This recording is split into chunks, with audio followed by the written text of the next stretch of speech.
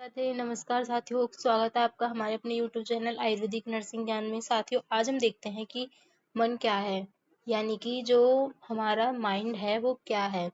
आयुर्वेद शास्त्र आयु का विज्ञान है, यानी कि आयु जो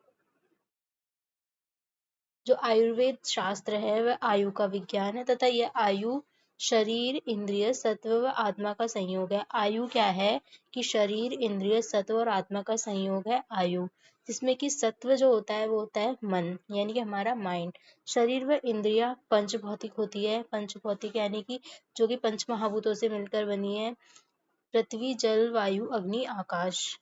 जबकि आत्मा निर्विकार है, अतः स्वस्थ रहने हेतु शरीर एवं मन का स्वस्थ रहना आवश्यक है। यानी कि शारीरिक रूप से और मानसिक रूप से दोनों प्रकार से जो व्यक्ति स्वस्थ रहेगा वही स्वस्थ कहलाएगा। इसलिए ही व्याधियों के दो आश्रम माने गए हैं तथा उन्हें शारीरिक व्याधि व मानसिक व्याधि कहते हैं। चूंकि व्याधियां दोष के दूषित होने से होती है, यानी कि जब दोष दूषित हो जाते हैं तो व्याधियां उत्पन्न होती है। यदि शारीरिक दोष दूषित होते हैं तो मानसिक दोष को भी दूषित करते हैं। यानी कि क्या होता है कि जो शारीरिक दोष है तीन प्रकार के होते हैं, वात, पित्त, कफ। जब ये तीनों दूषित हो जाते हैं तो रज और तम जो मानसिक दोष है उनको भी दूषित करते हैं। इसका प्रभाव प्रत्यक्ष एवं परोक्ष रूप से स्वस्थता पर पड़ता है, यानी कि मानसिक व्याधि उत्पन्न हो जाती है। आचार्यों ने आयुर्वेद के दो प्रयोजन बताए हैं, यानी कि इसमें दो प्रयोजन है। स्वस्थस्य स्वास्थ्य रक्षणम आतुरस्य विकार प्रशमनम च, यानी कि स्वस्थ व्यक्ति के स्वास्थ्य की रक्षा करना तथा रोगी व्यक्ति का रोग का शमन करना। यानी कि जो स्वस्थ व्यक्ति है उसका जो स्वास्थ्य है उसको हमें बनाए रखना है, उसकी हमें रक्षा करनी है। तथा दूसरा उद्देश्य है कि रोगी जो व्यक्ति रोग से पीड़ित है उसके रोग को शांत करे, उसके रोग का शमन करे। स्वास्थ्य की रक्षा जब हो सकती है जब शरीर के साथ मन भी प्रसन्न रहे, यानी कि जब शरीर और मन दोनों प्रसन्न रहेंगे तभी शरीर स्वस्थ रहेगा।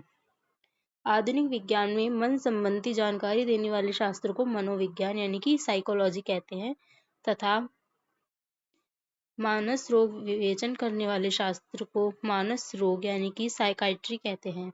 यानी कि जो साइकोलॉजी है उसका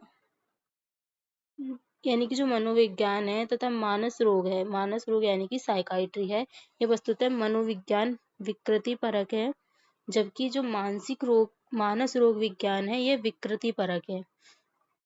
यानी कि जो मनोविज्ञान होता है, यानी कि जो साइकोलॉजी होता है उसमें मन की प्रकृति के बारे में जानकारी मिलती है, जबकि जो मानसिक रोग विज्ञान है यानी कि मानस रोग विज्ञान है, साइकाइट्री है, इसमें मानसिक जो विकृति होती है उसके बारे में जानकारी मिलती है। आयुर्वेद में मन का बोधगम्य व विश्लेषणात्मक वर्णन प्राप्त होता है। मन को प्रत्यक्ष रूप से देखने या सुनने से अनुभव नहीं किया जा सकता, अपितु उसे अनुमान लगा के या उसके कार्यों को देखकर किया जा सकता है। अतः यह एक अनुमान गम्य द्रव्य है। यानी कि जो मन है वो क्या है, अनुमान गम्य द्रव्य है। यह देह अनुबंधक कर्म के द्वारा सदैव आत्मा से संयुक्त रहता है। मन हमेशा आत्मा के साथ रहेगा तथा शरीर के क्षीण होने पर उसे त्याग कर दूसरे शरीर में प्रविष्ट करता है, इसे ही पूर्व जन्म कहते हैं। यानी कि जो मन होता है वो आत्मा के साथ मिलकर अपने कार्यों को करवाता है, यानी कि अपनी इच्छाओं को पूर्ण करवाता है। तो इसलिए इसमें कहा गया है कि आत्मा से संयुक्त रहता है या सदैव आत्मा से संयुक्त रहता है।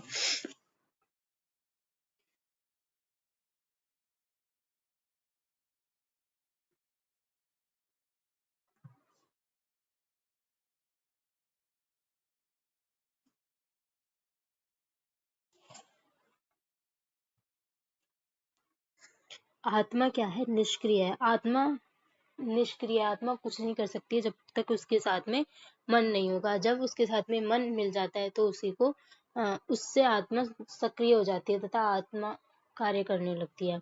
परंतु ज्ञानवान यानी कि ज्ञान की प्राप्ति तथा अनुभव करने वाला है। ज्ञानवान क्या होता है कि आत्मा जो होती है वो निष्क्रिय होती है लेकिन ये ज्ञानवान होती है, यानी कि ज्ञान की प्राप्ति तथा अनुभव करने वाली है। आत्मा को ज्ञान की उपलब्धि मन, इंद्रिय तथा इंद्रियार्थों के संयोग से होती है। यानी कि आत्मा तभी ज्ञान प्राप्त कर सकती है, तभी ज्ञानवान कह सकते हैं हम आत्मा को, जब आत्मा मन, इंद्रिय और इंद्रियार्थों के संयोग से होती है। यानी कि जब वो इन तीनों के संयोग से बनेगी तो इन तीनों के साथ रहेगी तो उससे हम कह सकते हैं कि आत्मा ज्ञानवान है। आत्मा चेतनावान है, शेष सभी तत्व अज्ञानवान है। इसलिए आत्मा का प्रमुख सहायक द्रव्य मन है। प्रत्यक्ष ज्ञान में इंद्रिया जैसे कि नेत्र, कर्ण, जीवा, घ्राण व त्वक करणीय साधन है।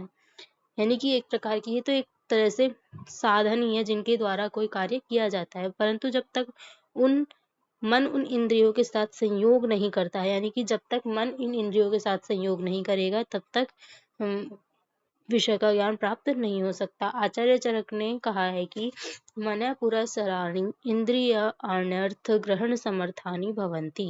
यानी कि मन के 3 गुण होते हैं, सत्व, रज और तम।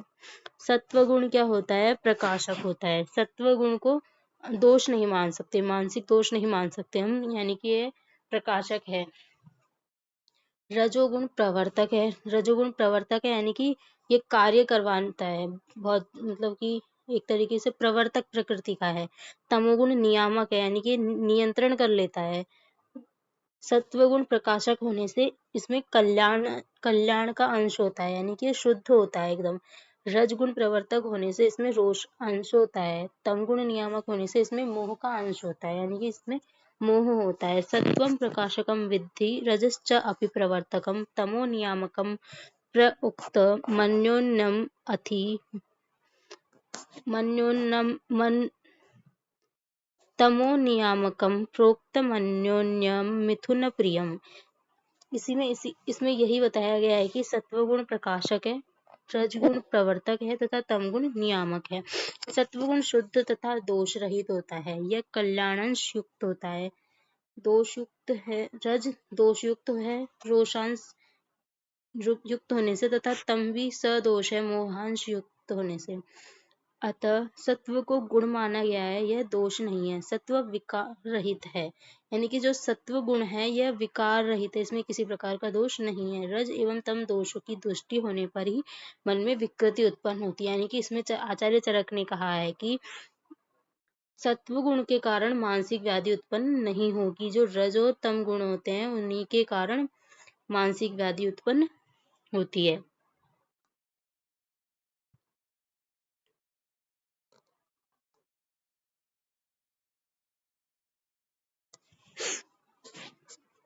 मन के विकृत होने पर अनेक प्रकार के मानस रोगों की उत्पत्ति हो जाती है तथा न केवल मन बल्कि आत्मा व इंद्रियों की भी प्रसन्नता लुप्त हो जाती है। प्राणियों के विकास क्रम में मनुष्य को श्रेष्ठतम प्राणी माना गया है। मनन पूर्वक कार्य करना ही मनुष्य की श्रेष्ठता का द्योतक है। इसलिए मननात् मनुष्य कहा गया है। जो केवल देख कर नकल कर अपना कार्य करते हैं उसे पशु कहा जाता है। यानी कि मनुष्य के बारे में क्या कहा गया है कि मननात् मनुष्य, यानी कि जो मनन करे, जो चिंतन करके, जो सोच समझकर कार्य करता है उसे मनुष्य कहते हैं। पश्यति एव पशव, यानी कि जो नकल कर देख कर कार्य करते हैं उसे पशु कहते हैं। मानव शरीर में मनस की विशेष स्थिति भारतीय एवं आयुर्वेद दर्शन में स्वीकार की गई है। पंच ज्ञानेन्द्रिय एवं पंच कर्मेंद्रियों के अतिरिक्त एक उभयेंद्रिय होती है जो कि मन होता है। इंद्रियों द्वारा ज्ञान प्राप्त कर जीवात्मा को उसे उपलब्ध कराना मन का प्रमुख उद्देश्य होता है। यानी कि इंद्रिय 11 होती है, 5 ज्ञानेन्द्रिय, 5 कर्मेंद्रिय और एक उभयेंद्रिय मन।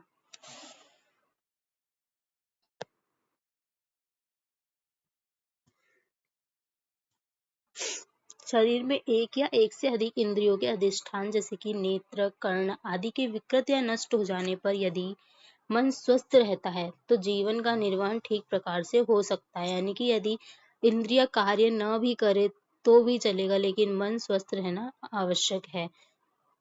परंतु यदि सभी इंद्रियों के ठीक प्रकार से रहने पर भी मन विकार युक्त हो गया है तो जीवन जीना कठिन हो जाता है। मन ज्ञाने बोधने वा दिवा आत्म सकर्मक धातु से सर्व धातुभ्यो असुन द्वारा असुन प्रत्यय लगाने से मन शब्द बना है। ज्ञान या बोधन क्रिया के लिए प्रयुक्त होने वाली मन धातु से मन शब्द प्रयुक्त होता है। इस व्युत्पत्ति के आधार मन शब्द की निरुक्ति इस प्रकार है। मन्यते ज्ञायते बुद्धयते अनेनेति मन, अर्थात जिसके द्वारा मनन किया जाता है, सोचा समझा जाता है तथा जाना जाता है, उसे मन कहते हैं। अतः मन का सीधा शाब्दिक अर्थ है ज्ञान कराने वाला साधन। व्याकरण की दृष्टि से मन नपुंसक लिंग है। मन के विभिन्न पर्याय हो सकते हैं, जैसे कि चित्तम, चेत, हृदयम, हृतम, मानसम।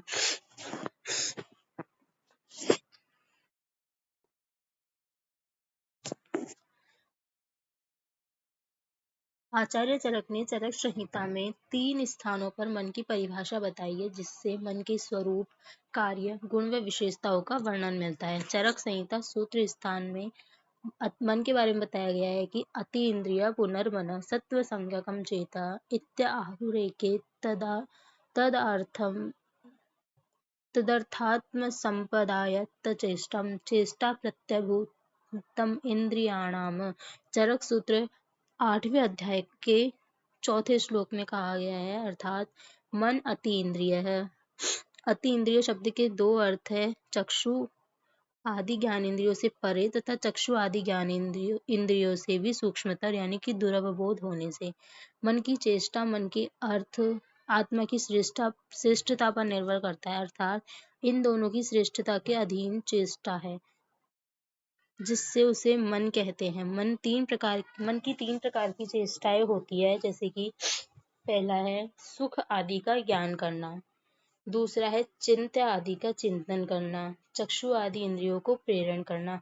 यानी कि पहला कार्य हो गया सुख आदि का ज्ञान, दूसरा है चिंत्य आदि यानी कि जो चिंता के विषय उनका चिंतन करना, चक्षु आदि इंद्रिय यानी कि जो इंद्रिया है उनका प्रेरण करना, उनको प्रेरणा देना। अतः जो इंद्रियों की चेष्टा का कारण भूत है वह मन है।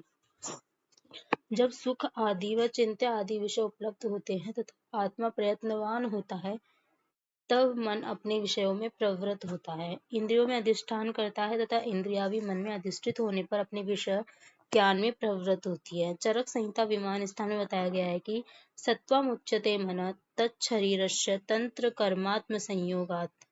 सत्व को ही मन कहते हैं तथा यह आत्मा के संयोग से शरीर का तंत्रक अर्थात धारक व प्रेरक है। यानी कि जो मानसिक जो 3 बताए गए थे अभी, सत्व, रज और तम, उसमें जो सत्व है, जो सत्व गुण है, उसी को मन कहते हैं। चरक संहिता शारीर स्थान में बताया गया है कि अस्ति खलु सत्वम औपपादुकम यंजीवम च मन इत्यभिधीयते।